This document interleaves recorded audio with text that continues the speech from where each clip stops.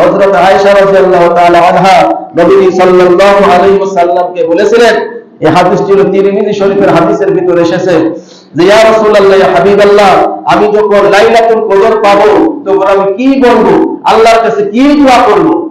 একটা দোয়া আল্লাহ নবী সাল্লাল্লাহু আলাইহি ওয়াসাল্লাম হযরত আয়েশা সিদ্দিকা রাদিয়াল্লাহু তাআলা আনহাকে শিক্ষা দিয়েছিলেন। সেই দোয়াটা আপনারাও মুখস্থ করে ইনশাআল্লাহ এই দোয়াটা এই 10টা রাতে আমরা পড়ার চেষ্টা করব ইনশাআল্লাহ। এই দোয়াটা হলো আল্লাহ নবী শিক্ষা দিয়েছেন, হে আয়েশা তুমি বলবা, কি বলবা? আল্লাহুম্মা ইন্নাকা আফুউন কারীম তুহিব্বুল আফওয়া ফাআফু আন্নী।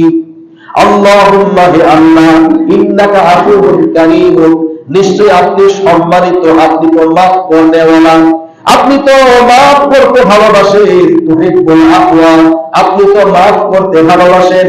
ফাআফু আন্নী, সুতরাং আপনি আমাকে মাফ করে দেন।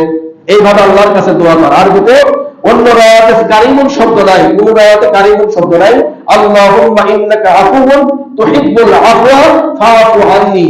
এই দোয়াটা যাদের মুখস্থ নেই অবশ্যই এই দোয়াটা মুখস্থ করে দিবেন।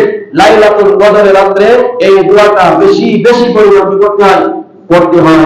নবী সাল্লাল্লাহু আলাইহি ওয়াসাল্লাম হযরত আয়েশা সিদ্দিকা রাদিয়াল্লাহু তাআলা আনহাকে শিক্ষা দিয়েছিলেন, হে আয়েশা, লাইলাতুল কদর যখন আসবে তখন তুমি বেশি বেশি পরিমাণ তুমি পড়বে আল্লাহুম্মা ইন্নাকা আফুউন তুহিব্বুল আফওয়া ফাআফু আন্নী।